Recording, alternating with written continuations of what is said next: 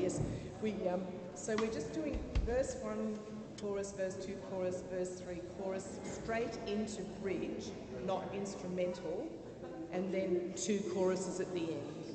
Yep. So I know it's slightly different than what's written, but that's the habit we've got ourselves into.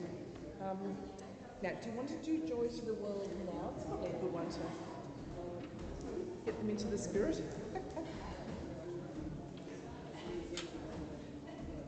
So I'm just going to do the last 4 bars there as an intro.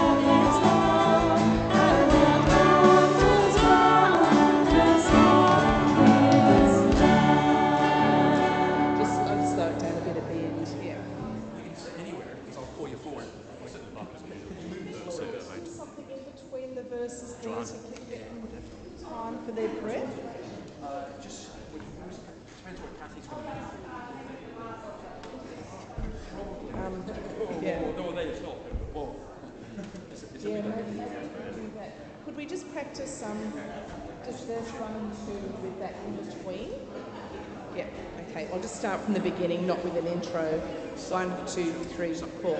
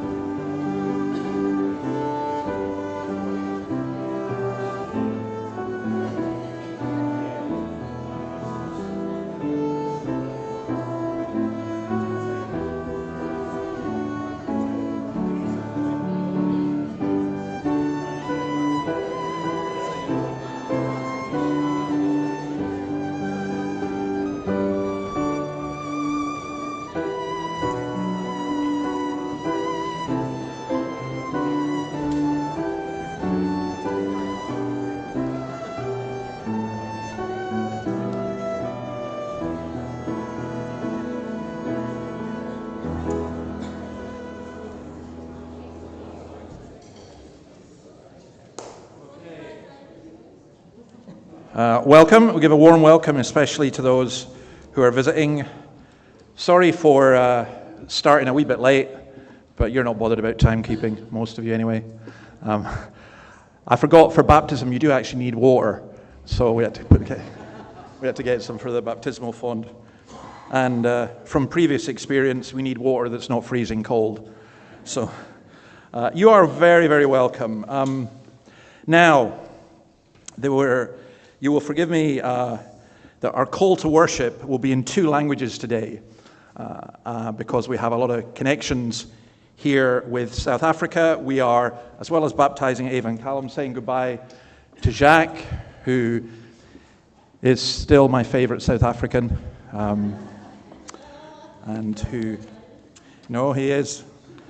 So I remember this in the Dutch churches. I remember this from going to the Dutch churches I used to go to, and I got a translation from Dutch into Afrikaans. I'll read it in Afrikaans first, and then in English, and we'll stand for that, please, and then we'll sing Joy to the World. So let's stand, please. Ons hulp is bij de Heere, de maker van hemel en aarde. Laat ons samen zijn naam verhef. Our help is in the name of the Lord, the maker of heaven and earth. Let us exalt his name together. Let's do so by singing Joy to the World.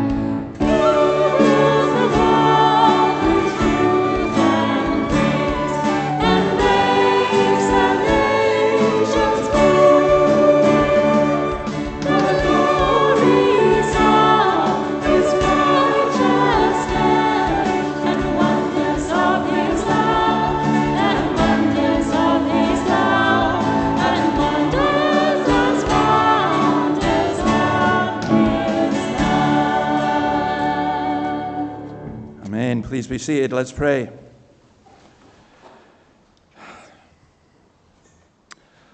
Lord, we give you thanks that we are able to come into your presence and that we can come with joy, because in a world filled with sorrow, you came to bring joy.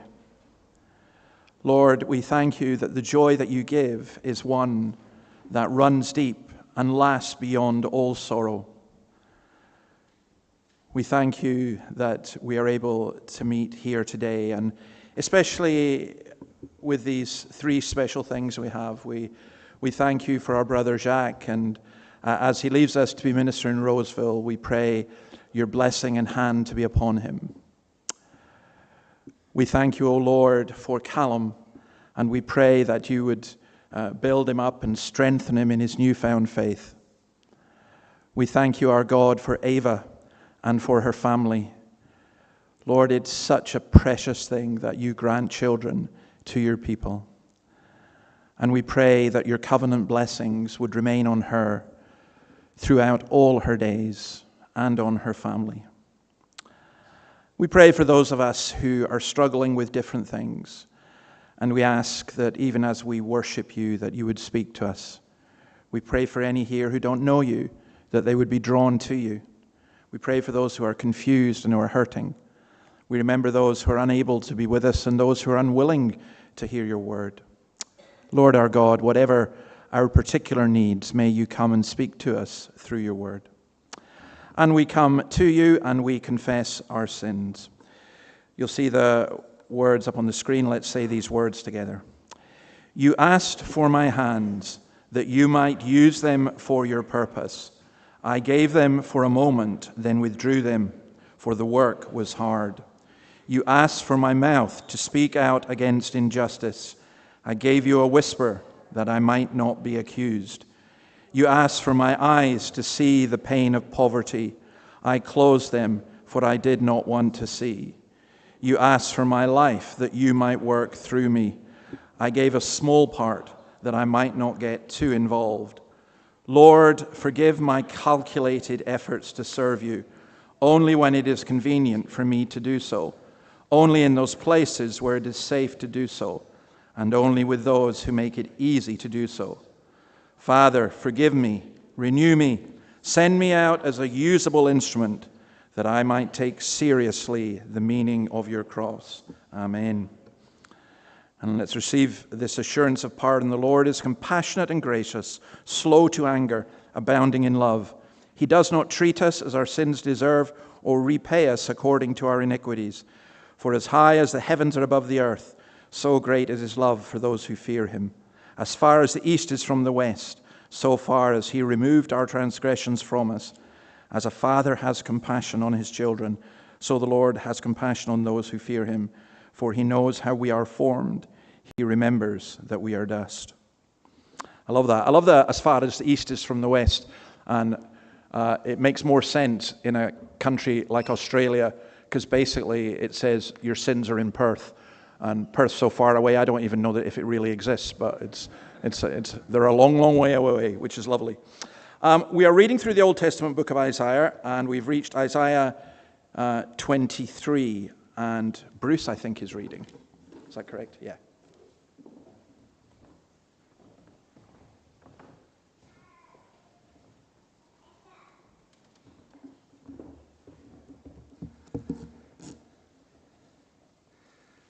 So Isaiah chapter 23, which can be found on page 683 of your Pew Bibles. A prophecy about Tyre. An oracle concerning Tyre. Wail, O ships of Tarshish, for Tyre is destroyed and left without house or harbour. From the land of Cyprus, word has come to them. Be silent, you people of the island, and you merchants of Zidon, whom the seafarers have enriched. On the great waters came the grain of the Shihor. The harvest of the Nile was the revenue of Tyre, and she became the marketplace of the nations. Be ashamed, O Zidon, and you, O fortress of the sea, for the sea has spoken. I have neither been in labour nor given birth. I have neither reared sons nor brought up daughters. When the word comes to Egypt, they will be in anguish at the report from Tyre. Cross over to Tarshish, wail, you people of the island.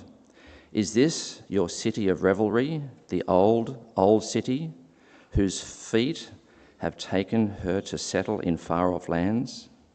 Who planned this against Tyre, and the bestower of crowns, whose merchants are princes, whose traders are renowned in the earth? The Lord Almighty planned it, to bring low the pride of all glory, and to humble all who are renowned on the earth. Till your land as along the Nile, O daughter of Tarshish, for you no longer have a harbour. The Lord has stretched out his hand over the sea and made its kingdoms terrible. He has given an order concerning Phoenicia and her fortresses that her fortresses be destroyed. He said, no more of your revelling, O virgin daughter of Sidon, now crushed? Up, cross over to Cyprus. Even there you will find no rest. Look at the land of the Babylonians, this people that is now of no account. The Assyrians have made it a place for desert creatures. They raised up their siege towers. They stripped its fortresses bare and turned it into a ruin. Wail, you ships of Tarshish, your fortress is destroyed.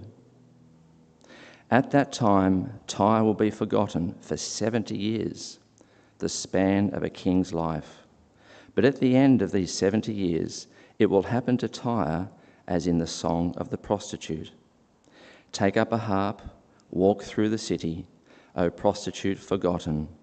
Play the harp well, sing many a song, so that you will be remembered. At the end of 70 years, the Lord will deal with Tyre. She will return to her hire as a prostitute and will ply her trade with all the kingdoms on the face of the earth. Yet her profit and her earnings will be as set apart for the Lord, and they will not be stored up or hoarded. Her profits will go to those who live before the Lord for abundant food and fine clothes. This is the word of the Lord.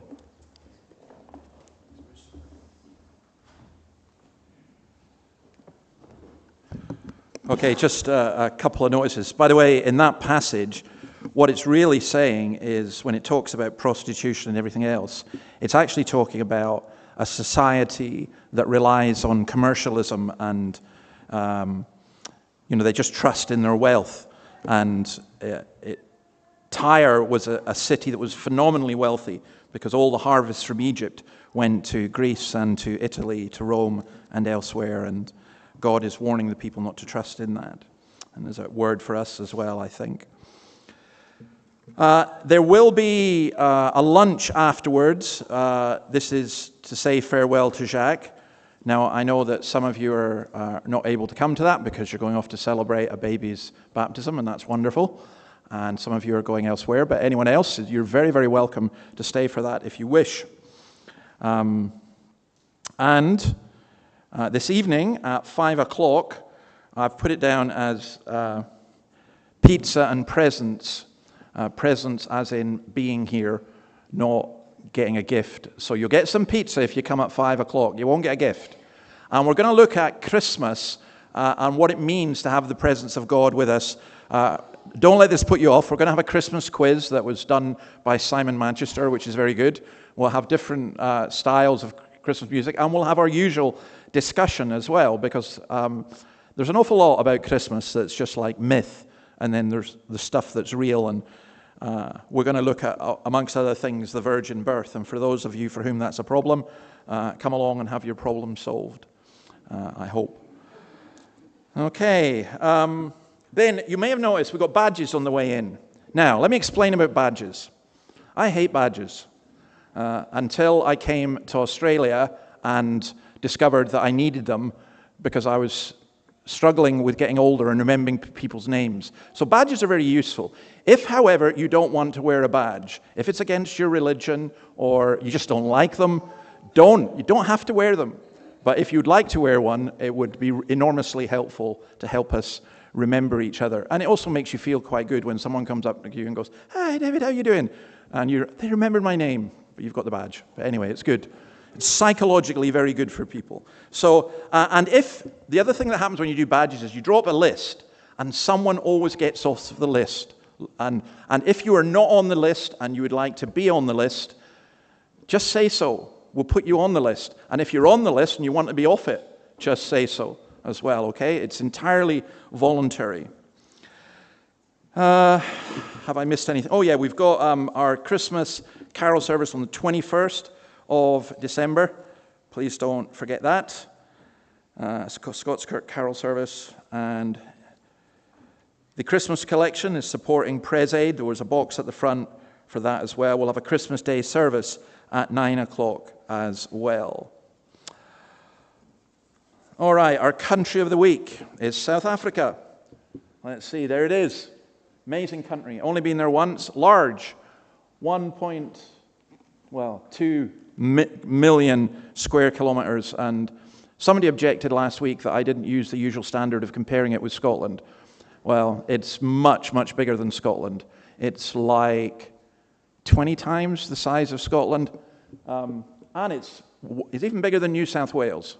It's 1.5 times bigger. 63 million people. Nominally, at least, 85% Christian. That's people who would say that they were Christian. Doesn't necessarily mean that they are.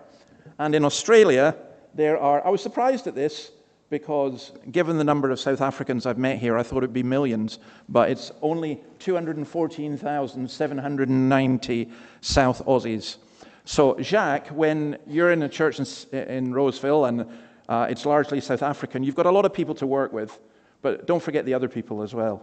Okay, so we do remember the country of South Africa. We pray for that country and we ask the Lord to bless his church there and his people here. Okay, we will, speaking of prayer, Jan is going to come and lead us in prayer, and then after that, Kathy's going to come and do the children's talk.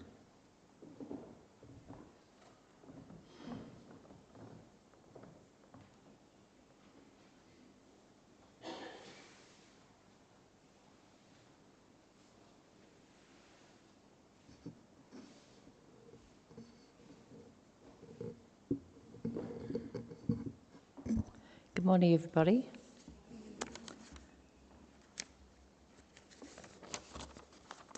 Psalm 72, verse 19. Praise be to his glorious name forever. May the whole earth be filled with his glory.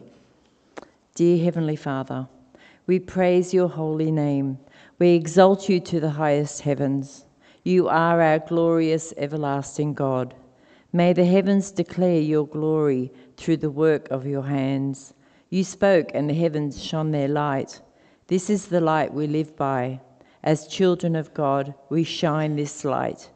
Let those of the world see your light in us and seek to know you through that light. Dear God, we come before you in humility and thankfulness. We thank you for sending your Son, Jesus Christ, to this mortal world as a baby, born of a virgin, through the presence of the Holy Spirit, so we can be forgiven of our sin and made right in your eyes. Oh, dear. Please bless all the Christmas celebrations that honour you and that proclaim the coming of Jesus to this world here in Hamilton and throughout Australia and the wider world. Dear Lord, we worship you in this place with our voices as we sing hymns and spiritual songs to your glory. Please bless the musicians from our congregation who faithfully play their instruments every week. Dear God, we ask you to especially bless Jacques, as he has been part of our musical team and a part of our church for some time now. But you have called him to follow your leading to his new position in a different church, where he will faithfully continue to serve you as the minister of that new congregation. Please bless our celebrations as we send him on his way. Dear Lord, please uphold our congregation here at Scots Kirk. Please bless those who cannot now attend in person to worship you, as they are in a nursing home or their age or infirmity has become an obstacle to their attendance here. We thank you for answered prayer in sending so many new people to us, including young people and families with young children. Scots Kirk is achieving, through the work of the Holy Spirit, a revival of sorts. A new generation of believers are gracing us with their presence so that our church will now grow in number as well as in faith.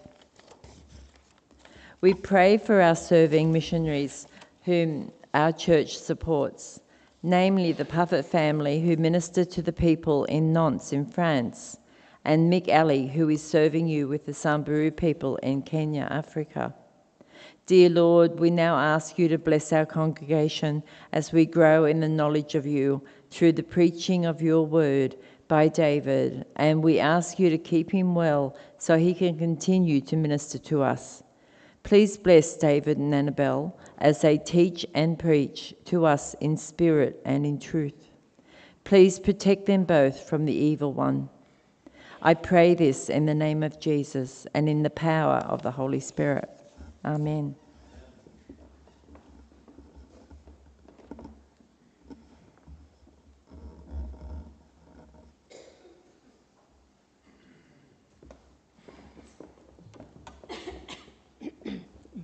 Well, good morning, everyone. I'd just like to ask the children to come down the front if they'd like to. And if you've got a little one, a preschooler or someone very small, and you'd like to come and sit in the front row, that's fantastic.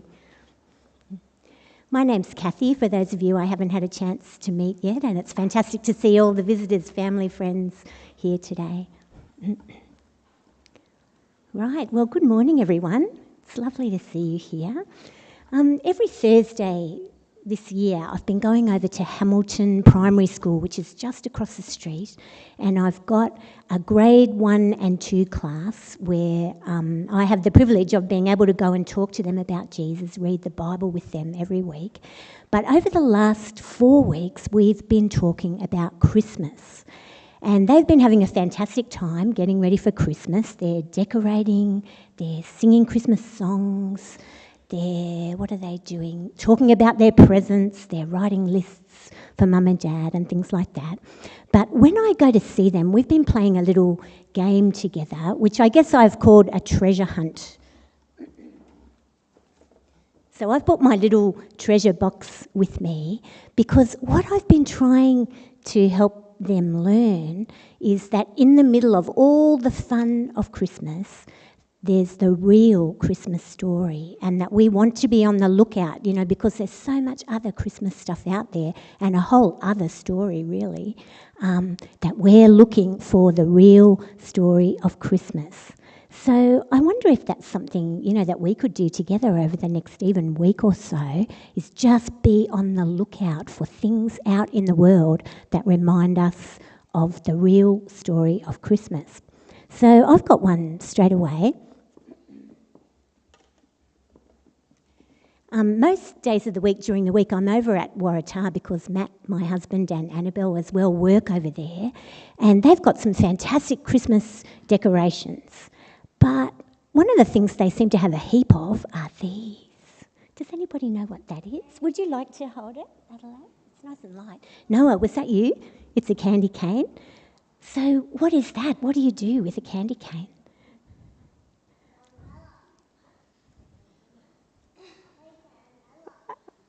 What did she say? Oh, yeah, that's true. What? Yeah. Well, with that one, it's probably just a decoration. What about this kind? What do you do with that? Oh, that's a real one. I agree. Oh, fantastic. Yeah, so good. And even when you see, Santa and the other kind of fun things about Christmas, often his house is decorated with those, and that's really fun. But I wonder if you know that some of the treasures of Christmas are hidden.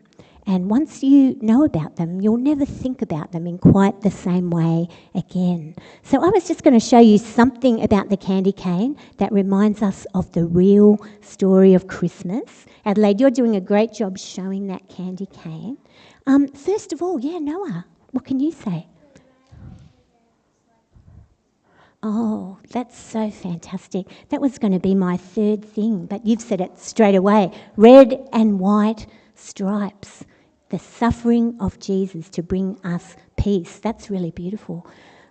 My number 1 or 2, a little simpler, but very important as well. If I turn the candy cane upside down, am I doing it right?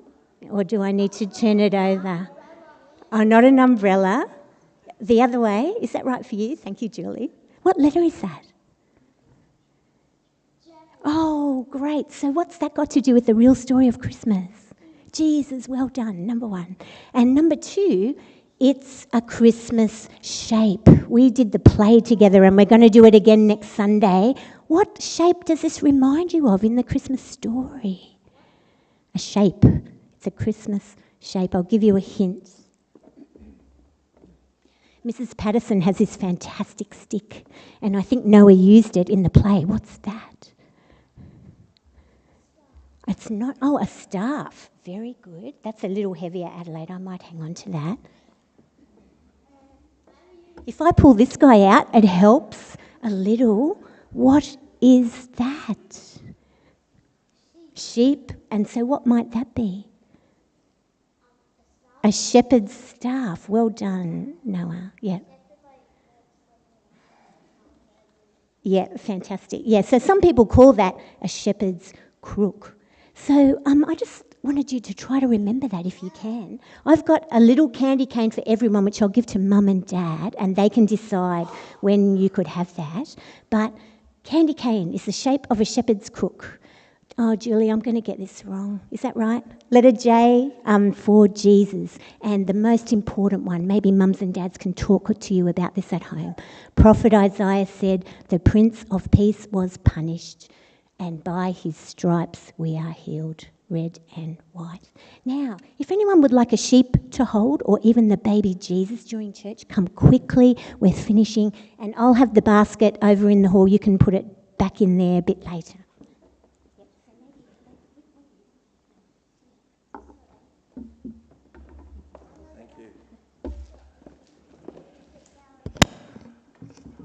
Okay, I forgot to say in the notices, but for those of you who are visitors, if you need the toilets, they're through the door out there.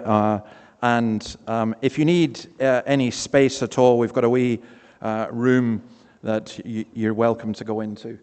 Also, we are going to sing again the carol, Child in a Manger. My ambition is one day that we will sing it in the original language, which is Gaelic, but it's a beautiful tune and wonderful words. Let's stand and sing Child in the Manger. And afterwards, Bruce will come and read from 1 Peter chapter 4.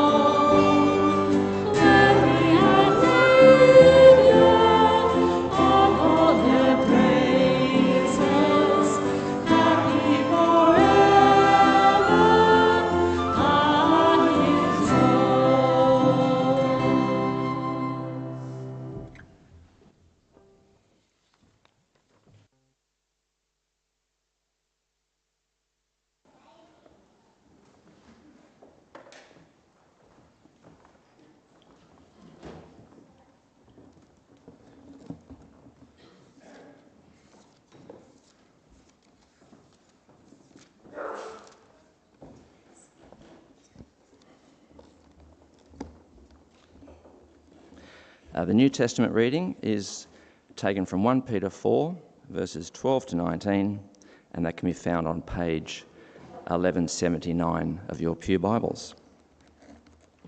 Suffering for being a Christian. Dear friends, do not be surprised at the painful trial you are suffering, as though something strange were happening to you. But rejoice that you participate in the sufferings of Christ, so that you may be overjoyed when his glory is revealed. If you are insulted because of the name of Christ, you are blessed, for the Spirit of glory and of God rests on you. If you suffer, it should not be as a murderer or a thief or any kind of criminal, or even as a meddler.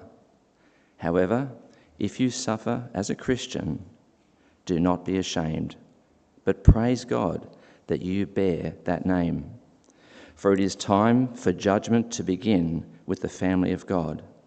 And if it begins with us, what will the outcome be for those who do not obey the gospel of God? And it is hard for the righteous to be saved. What will become of the ungodly and the sinner? So then, those who suffer according to God's will should commit themselves to their faithful Creator and continue to do good. This is the word of the Lord.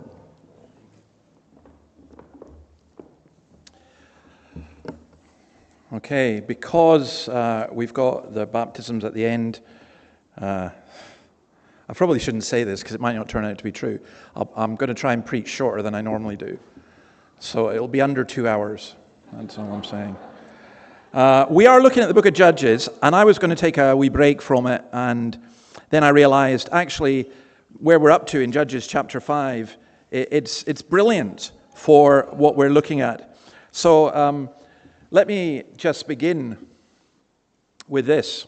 We're going to Judges chapter 5. If you've got a Bible, you can follow through with this. If not, I'm putting up most of the words on the screen.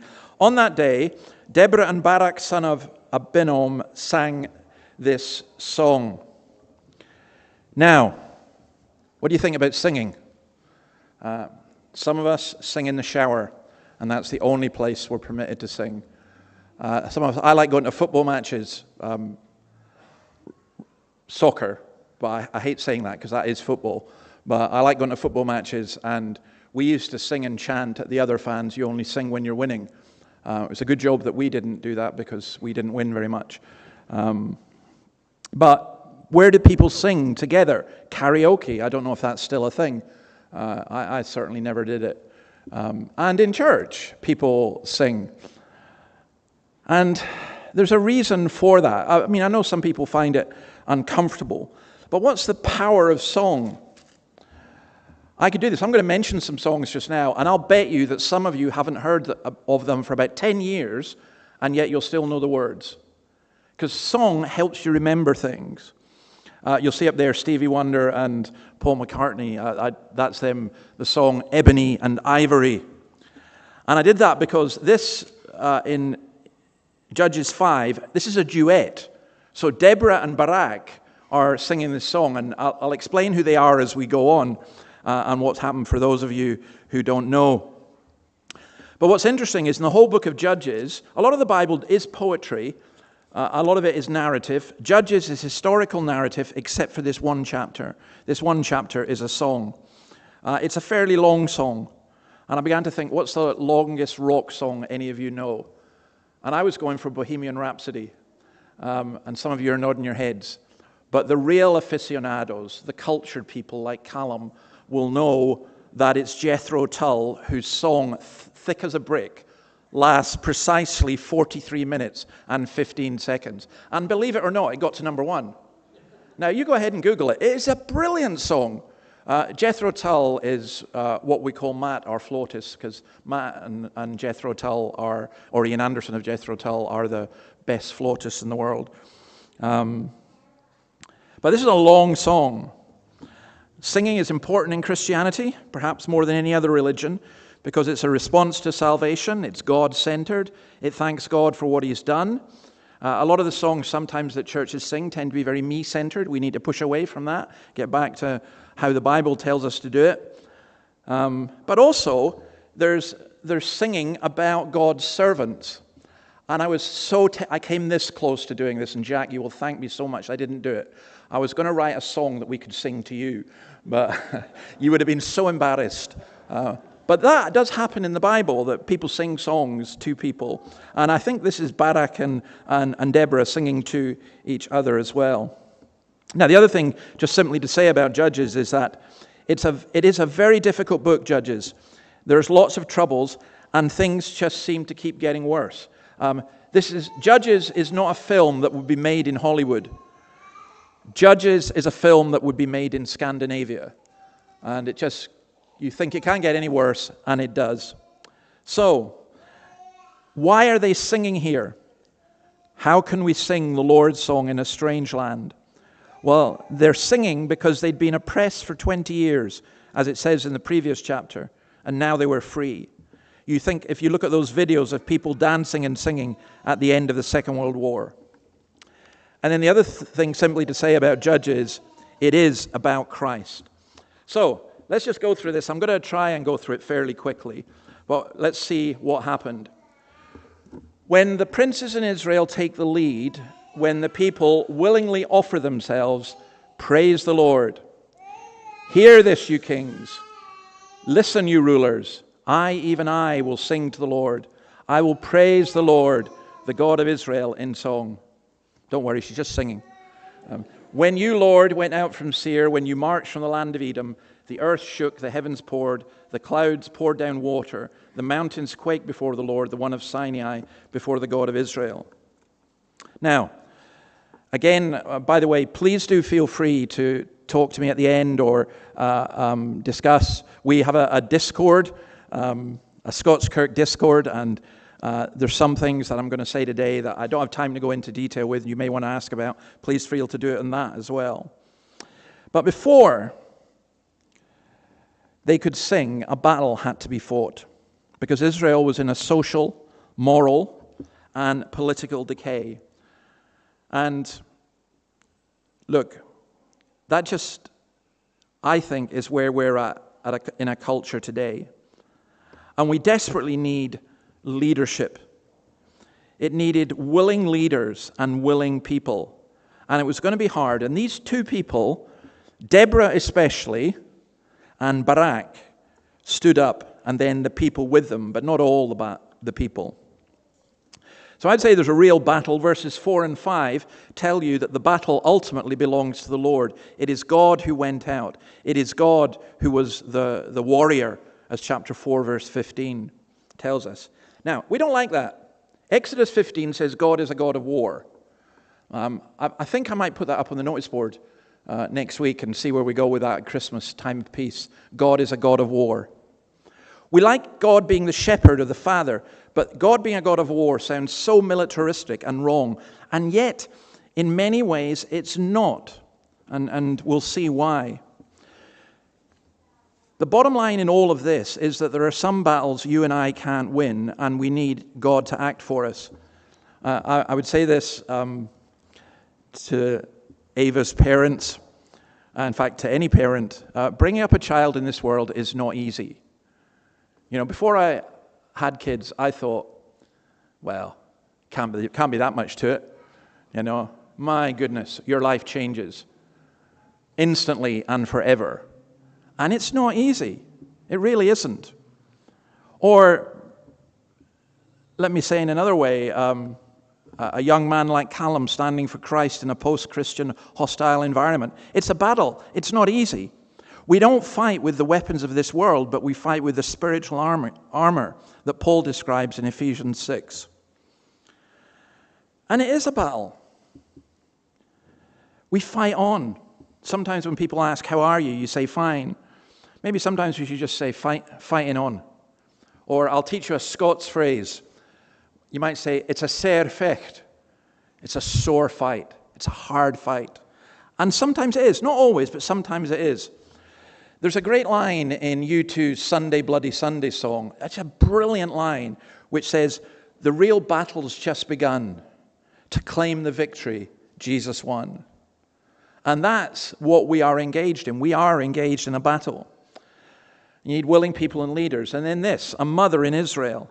In the days of Shamgar, son of Anath, in the days of Jael, the highways were abandoned. Travelers took to winding paths. Villagers in Israel would not fight. They held back until I, Deborah, arose. Until I arose, a mother in Israel. God chose new leaders when war came to the city gates, but not a shield or spear was seen among 40,000 in Israel. My heart is with Israel's princes, with the willing volunteers among the people. Praise the Lord.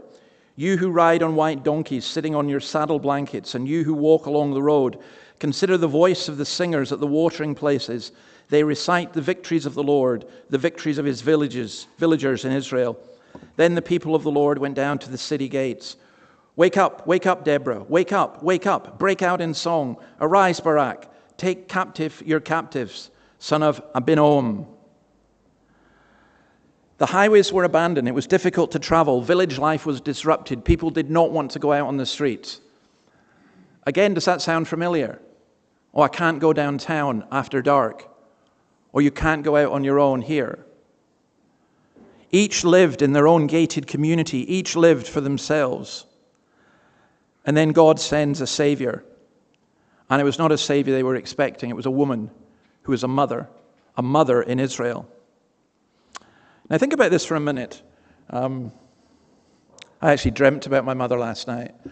Think about your mother.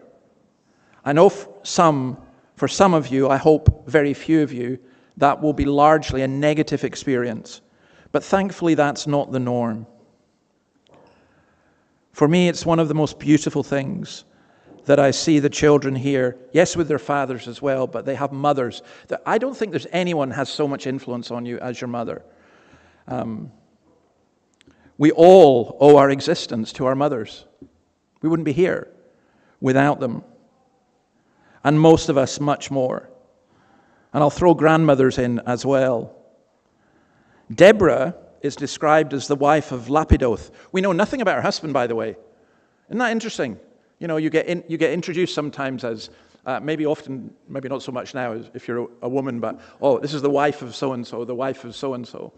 Well, she's the wife of Lapidoth, but it's Lapidoth who gets basically introduced as the wife of Deborah. She had normal relationships, and yet she was still a leader. She was a prophetess explaining the word of God. And again, this is so important. The Christian mothers must teach the Bible in their home. What you learn on your mother's knee is much more than you will learn from me. You know, it's important. My job is to teach God's word, but your job is to teach it and apply it to your own family. And fathers must help as well, and that's why I think a great thing in a Christian home is family worship. A child should know that they are loved and cared for and prayed for. This Deborah was a woman of character and authority. I'm sorry to say this, I have watched this a couple of times. Have you ever seen Judge Judy? Yeah, some of you are nodding. Come on, the rest of you admit it. You have. She's quite fascinating, actually. But someone like Judge Judy, I'm not being disrespectful to say Deborah was kind of like the Judge Judy of ancient Israel, because people brought everything to her. She sat under a palm tree and people would come and say, can you solve this dispute? This person's taking my land. This person has done this. And she dealt with that. But she's also, as she says here, a mother in Israel. She cared for her family. She taught the word of God in that wider sense. I remember one elderly woman whose great regret in life was that she and her husband were not able to have children. So much so that when we had an infant baptism, she would sometimes stay away from church because it was too painful to be reminded that they didn't have children and couldn't have children.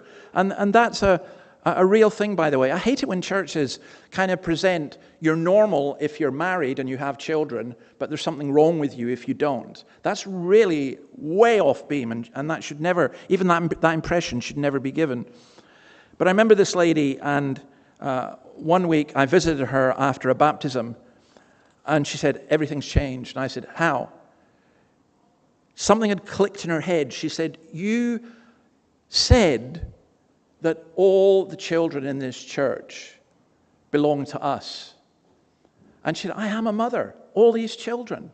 And it really, it completely shifted her perspective. And one of the things when we do the baptism, we make a commitment, and it's a commitment to pray for and care for Ava. It is difficult to bring up children in this world, and it does take the whole church. When we went to our second church in Scotland, St. Peter's, there were 2 children there, ours, and that was it. It's the kind of thing, parents, what Christian parents today do? They come into a church, they see there's no children, say, oh, I'm out of here. But as I keep saying, someone has to be first, and second, and third, and whatever. But when we left that church, after 27 years, when the children left for Sunday school, it was like the parting of the Red Sea. It was like the Exodus.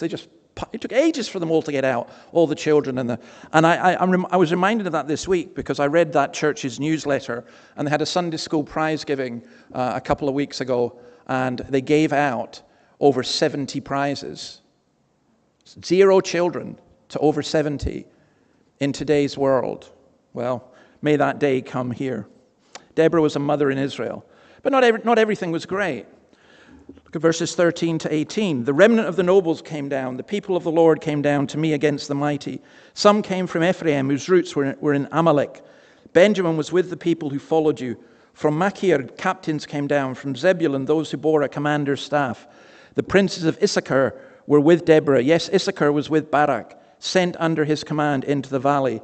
Into the districts of Reuben, there was much searching of heart. Why did you stay among the sheep pens to hear the whistling for the flocks? In the districts of Reuben, there was much searching of heart. Gilead stayed beyond the Jordan. And Dan, why did he linger by the ships? Asher remained on the coast and stayed in his coves. The people of Zebulun risked their very lives. So did Naphtali on the terrace fields. By the way, I've got a challenge for Joe and all the musicians. Let's see you turn this one into a song and what style you do it. For me, this would be the kind of metal part of the song. It's pretty hard-hitting because they were really disappointed. You can present family life as, oh, it's so wonderful and everything's great. No, it's not. Every family has troubles. I remember saying that there was no family who were like the Waltons or A Little House on the Prairie. And this woman came up to me afterwards and said, yes, there is ours. And I thought, oh, no, you're not. Nobody is. We all have troubles. We all have difficulty. And I hope, Tyrone and Nicole, that you never have to say this to Ava. Ava, you've been such a disappointment to us. That's the worst thing you can hear from your parents. You're such a disappointment. You've really let the family down. Well, that's what happened here. Because it says here, in the tribes of Israel, some came from Ephraim, Zebulun and Naphtali and Benjamin. Machir was a clan of Manasseh and Issachar. But then came division. In the districts of Reuben, there was much searching of heart. And you know what they decided to do? They decided to stay with the sheep. And they basically said, you can whistle for your soldiers. We would rather stay here and use the shepherd's crooks. So they didn't go out to fight.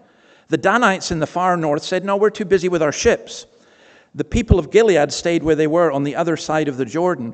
And then in verse 23, there's this town called Meroz, which was a town rather than a clan. It was a town that was able to help because it was very close to where the enemy army was passing by. And they refused to help. They were let down in this whole thing. It's like if you're in a battle and you've asked, right, I want these soldiers to go forward here, and then you go here, and then you turn and you look, and they're no longer there. It's really disappointing. And I want to say this, that we're in a battle in the church. We're in a battle in lots of different ways. And one of the saddest things is when people who are your Christian brothers and sisters say, no, I'm out here. I'm done. Or I'm not going to do it. In some circumstances, doing nothing can be the worst of all sins, refusing to do things. On the other hand, look at verse 18. Zebulun and Naphtali risked their very lives. Well, how does that apply to the New Testament? Romans 16, 3 and 4. Greet Priscilla and Aquila, my co-workers in Christ Jesus. They risked their lives for me. Not only I, but all the churches of the Gentiles are grateful to them. Or Philippians 2:29. So then welcome him in the Lord. This is Epaphroditus. Welcome in the Lord with great joy and honor people like him because he almost died for the work of Christ. He risked his life to make up for the help you yourselves could not give me. Let's be honest. There are some of us who are Christians, we wouldn't take a breath out of step to help somebody. We come to church when it's convenient for us. We help people when it's convenient for us. When it's on our agenda, that's what we do, but we won't put ourselves out. Sometimes even our service is all about us. Look what I'm doing. And I don't mean to embarrass Jacques, but I am really, really going to miss him because, as far as I'm concerned, he's a man who would take a bullet for me. And I almost mean that literally. There was an incident we had here where there was an assault, and Jacques volunteered to charge the person and go to court. And I just thought that was for me, I was very moved by that. And I thought, no, it's my responsibility to do it. But, when you've got people, see how these Christians love one another. When we give up things for other people, not because we get something back. That's what this is talking about.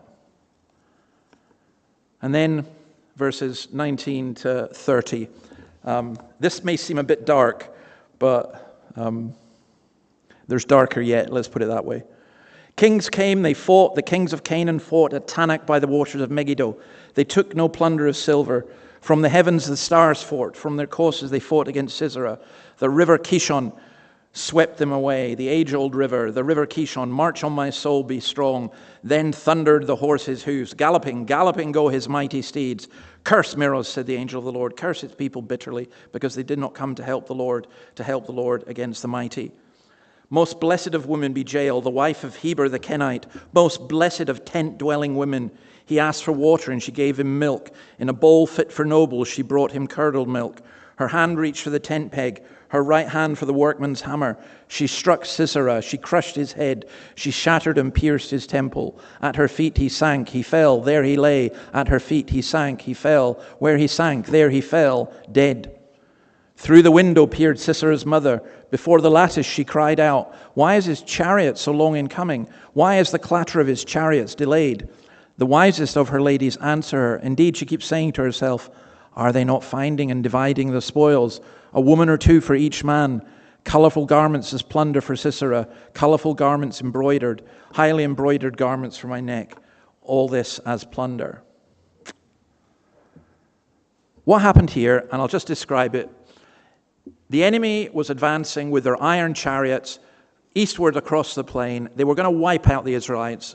It was David against Goliath. But the skies darkened and a great storm came.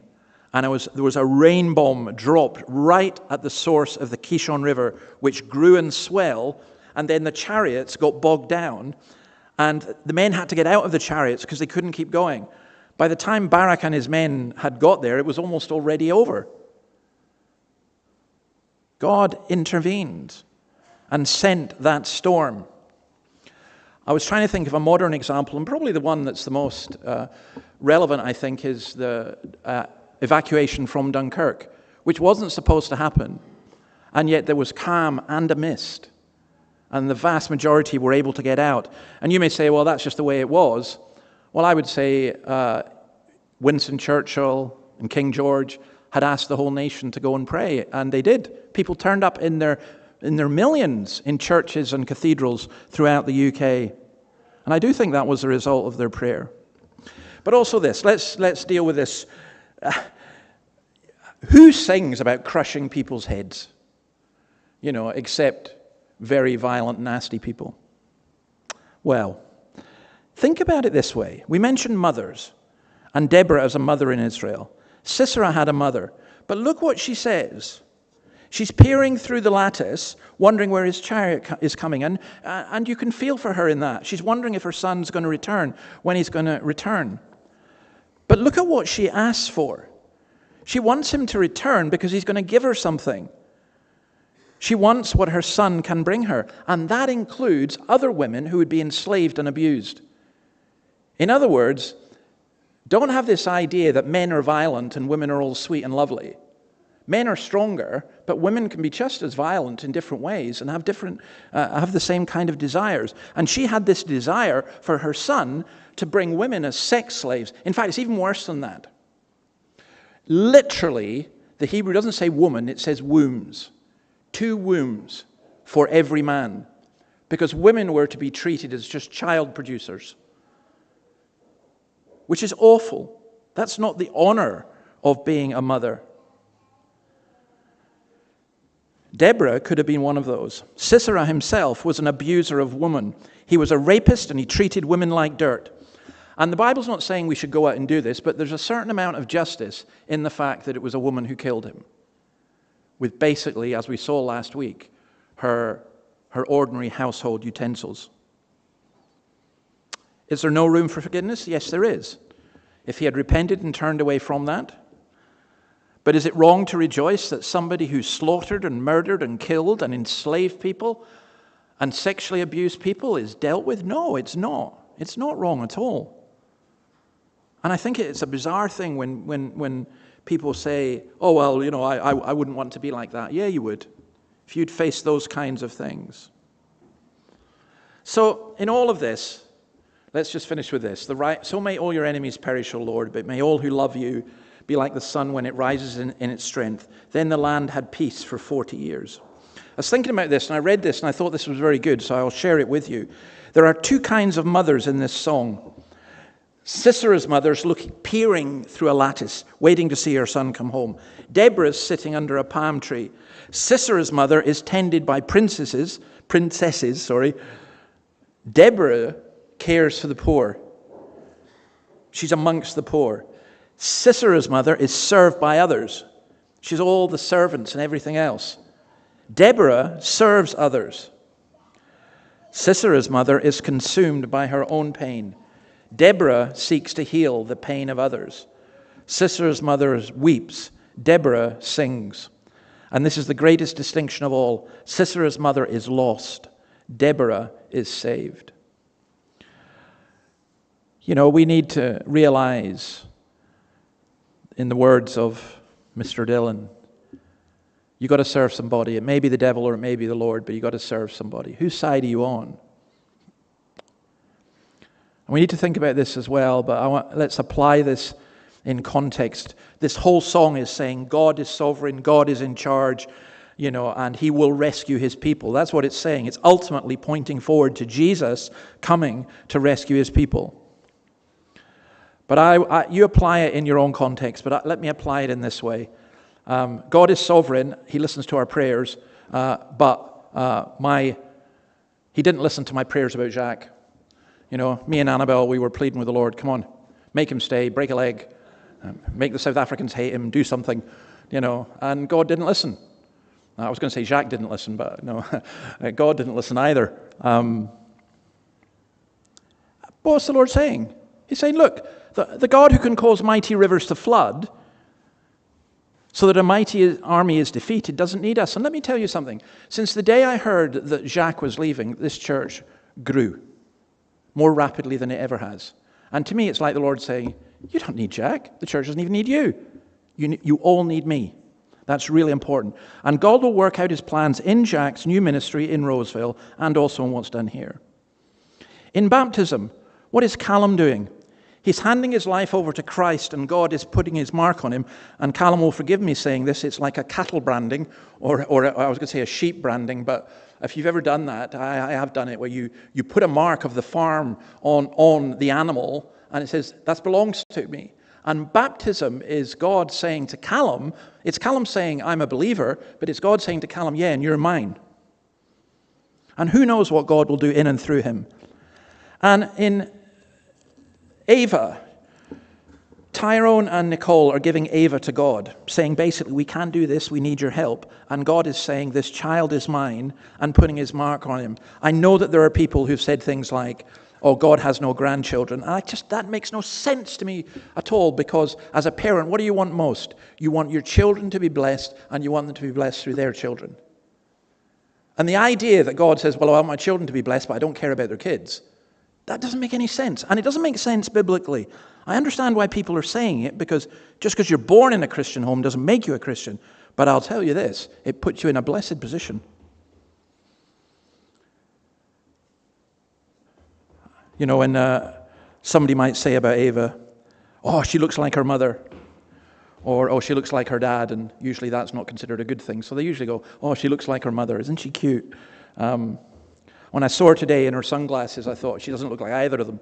She's coming in disguise. She's ashamed of them, you know. But you know what I pray? I pray that she will grow up looking like her Savior, looking like Christ, having the character of God. And I pray the same for every single one of us. It's never too late. Callum said to me, we came in about, doing an infant baptism, and he said, well, I'm basically an infant too. And I said, yes, you are. You are an infant, a very tall one, but you are an infant in the Christian faith, and that's why you're being baptized. So, we are going to sing the song, How Deep the Father's Love. Callum, I'm going to ask you to come and sit at the front while we sing this. And then we'll baptize Callum. We're not. We're going to sing My Soul Finds Rest. I'm reading the wrong bit. We're going to sing My Soul Finds Rest in God Alone. Let's stand and sing this.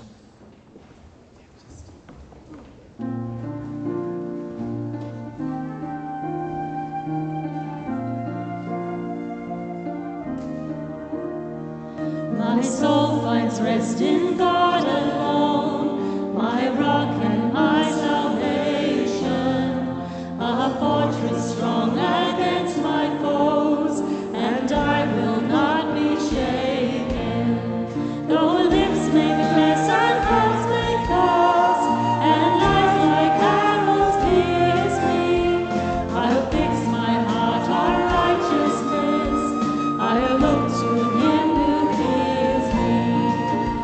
Oh, praise Him, hallelujah, my delight and my reward, everlasting, never failing, my Redeemer, my God.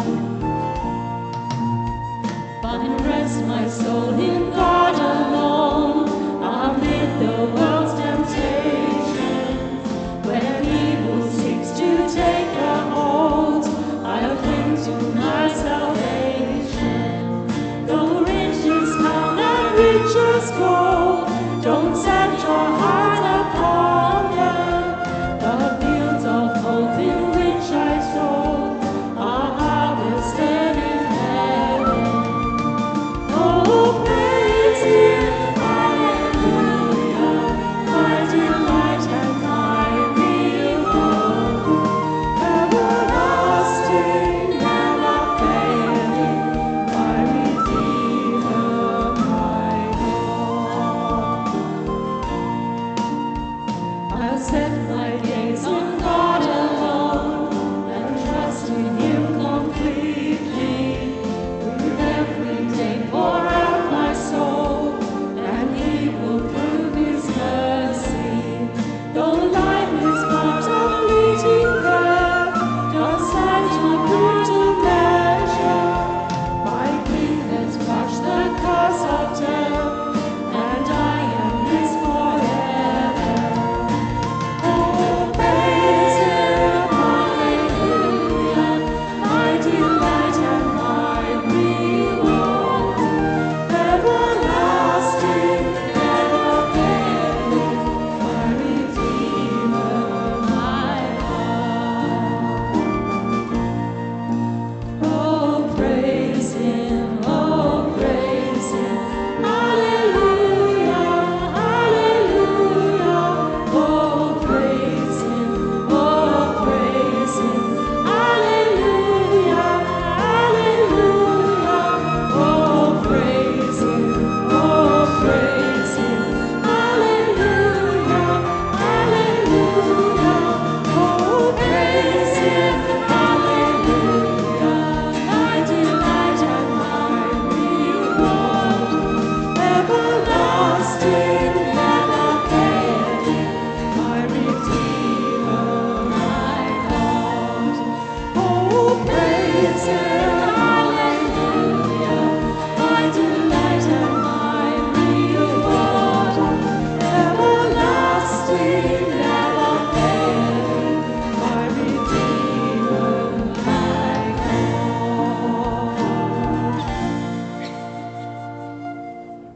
Men, please have a seat. And let's confess our faith together. This is the Apostles' Creed. Christian, what do you believe? I believe in God, the Father Almighty, creator of heaven and earth. I believe in Jesus Christ, His only Son, our Lord, who was conceived by the Holy Spirit, born of the Virgin Mary, suffered under Pontius Pilate, was crucified, died, and was buried. He descended to the dead. On the third day he rose again. He ascended into heaven. He is seated at the right hand of the Father, and he will come to judge the living and the dead. I believe in the Holy Spirit, the Holy Catholic Church, the communion of saints, the forgiveness of sins, the resurrection of the body, and the life everlasting. Amen. Amen. Callum, can I ask you to come up here, please? Just stay on this step, I think. Step forward a wee bit. Callum, it's such a joy to have you professing your faith. I know you're very nervous about it, and I'm not going to make you speak. But I always do this when I do a baptism. So I look to what your name means. Do you know what it means? Peace, I think. Peace, yeah. It actually means dove. Yeah. So I never thought of you as a dove, but I'm seeing you in a new light at the moment. And it comes from the Gaelic, it's the Gaelic, Callum. Mm-hmm. And you're obviously Scottish as well. You don't speak Gaelic, do you? Tiny bit. A tiny bit of Gaelic. And it's from the Latin name Columba, St. Columba as well. And I looked it up a bit more, and the name carries associations of peace, gentleness, innocence, and spiritual calm. Does that describe you? Halfway there. About halfway. Do you know, I actually thought it was wonderful because I thought it actually does describe you. You're a big, tall guy, but you're a gentle and loving guy, and we've grown to love you here, and as you've come to know the Lord as well. That's been so wonderful. So I will read you this verse because I like to have a verse for people. I'll send this to you as well with a wee gift. And the dove is the Spirit. And this is in Ephesians. Be very careful then how you live, not as unwise, but as wise, making the most of every opportunity, because the days are evil. Therefore do not be foolish, but understand what the Lord's will is. Do not get drunk on wine, which leads to debauchery. Instead be filled with the Spirit, speaking to one another with psalms and hymns and songs from the Spirit. Sing and make music from your heart to the Lord, always giving thanks to God the Father for everything, in the name of our Lord Jesus Christ. So I give you those verses as a baptismal verse for you to reflect on. Callum, can I ask you, do you confess your own faith in the one God, Father, Son, and Holy Spirit? And have you confessed your sin, repented, and turned to God, calling on him and trusting in his Son, Jesus Christ, and his atoning work on the cross for your salvation? Yes. Do you believe that the Bible is the Word of God, and as such is your only rule of faith in life? Do you promise to be faithful in reading the Bible and in prayer? Do you promise, as far as God enables you, to live by its teachings? Yes. Do you promise to serve God as part of this church, using your talents, money, and time to care for your brothers and sisters and reach others as he shall enable you? Yes. Can I ask the congregation to stand, please? We also take our own vow, which is this. Do you accept Callum into the covenant community of the church? Do you promise to care, pray for, and love Callum, and support and help him as God shall enable you? Yes. Let me pray, and then I'll baptize you. Almighty and eternal God, who in mercy saved Noah and his family in the days of the flood, and who safely led the children of Israel through the waters of the Red Sea, symbolizing thereby holy baptism, and by the baptism of your Son, Jesus Christ, sanctified water to represent the washing away of sin. Look in mercy on our brother Callum. Wash him and sanctify him with the Holy Spirit. Deliver him from your wrath. Receive him into the ark of Christ's church. Make him firm in faith and joyful through hope. And fill him with your love, so that passing through the waters of this troubled world, he may finally come to the land of everlasting life, there to reign with you forever, through Jesus Christ our Lord. Amen. Amen. Amen. Callum Clark, you bow your head a wee bit. I baptize you in the name of the Father, and of the Son, and of the Holy Spirit. The Lord be with you and bless you. The Lord keep you and make his face shine upon you. Amen. Amen. Thanks, brother. Thank you, dude. I'm sorry, I don't have a towel. I don't have a towel. Yeah. Oh, the mic. I need to switch the mic on. Okay, sorry. Yeah, I didn't have the mic on. All right. Yeah, it does help when you switch the mic on, doesn't it? Callum, we have to do it all again. No. Deep the Father's Love, which is a beautiful song reflecting that. And then can I ask Ava and her family and the godparents and her parents to come and up to the front as well, please, as we sing this.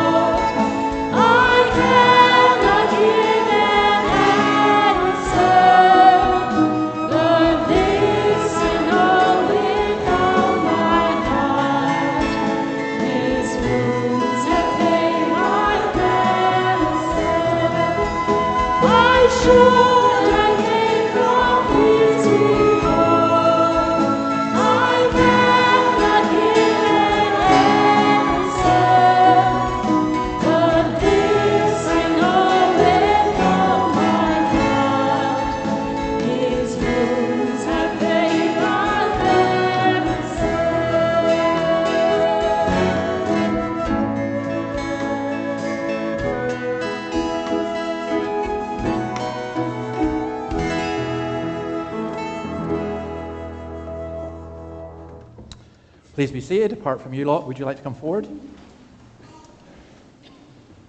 Okay. It's like a wedding with the bridesmaids and the best men, isn't it? So can I just say something to you, the godparents? I'm sorry, I don't know. Can I ask your names? Because I'm really bad. Neil. Right. Dush. Jen, okay. Right, you do have a particular responsibility. This is not just an honorary role. You've got to take care of this girl for the rest of your lives. But when godparents, we ask you particularly to pray for and to help this family. Ava, yeah, you can look at me because I looked up your name, and it means in Latin it actually means bird or bird-like. But in Hebrew it's Eve, which means living or life. But the one I really liked was in Persian. It means voice or sound, like a singing. So basically, she's a bird who's going to sing and bring life, which is lovely. So, and that made me think of what Jesus said. Ava, I'm going to give you this verse, and I'll write it down, and one day you'll be able to say it back to me, okay? Therefore I tell you, do not worry about your life, what you will eat or drink. Don't worry. Or about your body, what you will wear. Is not life more than food, and the body more than clothes? Look at the birds of the air. They do not sow or reap or store away in barns, and yet your heavenly Father feeds them. Are you not much more valuable than they? Can any of you, by worrying, add a single hour to your life? You're parents, so you worry. That's what you do as parents. I just want to say to you that leave your child in God's hand. Doesn't mean you don't care. It doesn't mean when she's a teenager and she's not home that you're not worried. But it does mean that God's hand is upon her. I remember my son was going through a particular phase at one time. This old minister said, "Oh, don't worry about him. The Lord's hand is on him." Well, that's what we are saying to you, Ava. That's the Lord's hand is on you. And, you know, it's a beautiful thing to do this. So can I ask Tyrone and Nicole, in bringing your child Ava for baptism, do you confess your own faith in the one God, Father, Son, and Holy Spirit? And have you confessed your sin, repented, and turned to God, calling on Him and trusting in His Son, Jesus Christ, and His atoning work on the cross for your salvation? Do you believe that the Bible is the Word of God, and as such is your only rule of faith and life? Do you promise to be faithful in reading the Bible and in prayer? Do you promise, as far as God enables you, to live by its teachings? Do you promise to bring up Ava in the love and fear of the Lord, acknowledging that as a child of the covenant, she belongs to God and His church? Yes. Congregation, can I ask the congregation please to stand? I want to ask you this. Do you accept Ava into the covenant community of the church? Do you promise to care, pray for, and love Ava, and support and help Ava and her family as God shall enable you? Okay, Ava, I'm going to ask you to come to me, and I hope we'll be fine here just for a while. I'm not going to do the Greek Orthodox thing, don't worry, you're not getting dunked. But I want to say this to you. This is a blessing I got from France, and it says this. Can we put it up on the screen so people can see it as well? I think we've got it. Little child, for you Jesus Christ has come. He has fought. He has suffered. For you he entered the shadow of Gethsemane and the horror of Calvary.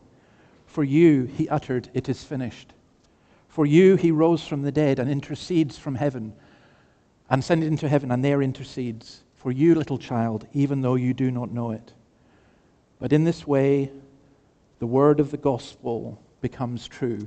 We love him because he first loved us. Lord, we bless you for Ava. We thank you for her life. We pray your hand upon her to protect her at all times.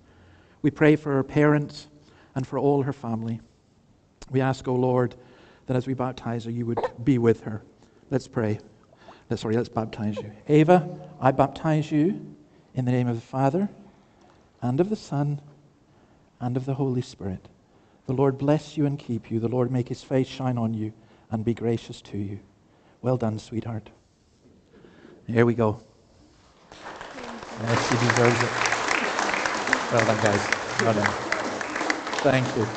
I'm going to ask you to remain standing here. And Callum, I'm going to ask you to come and stand as well, because we're going to sing the blessing, actually, to finish with. And basically, we're singing it for ourselves, of course, but we're singing it for Ava and for Callum and their families. So let's sing this, and then I will just pronounce the benediction after we've sung. Amen.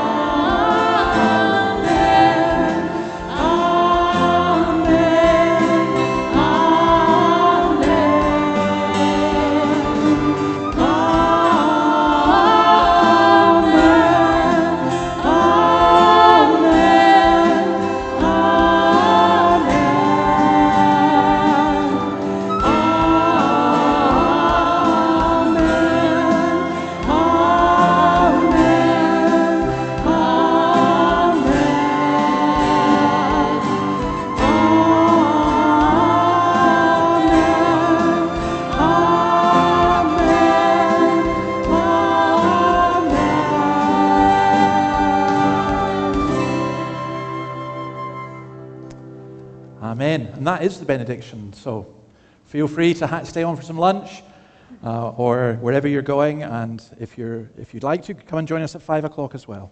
May God bless you all. Thank you. Well done. Thank you so much. That's great. Congratulations, mate. That's brilliant. Thank you. And it wasn't a cry. No, it wasn't. She was great. She was absolutely fantastic. You were brilliant. You're very comfortable. Oh, she's just, it's the eyes. The eyes kill me.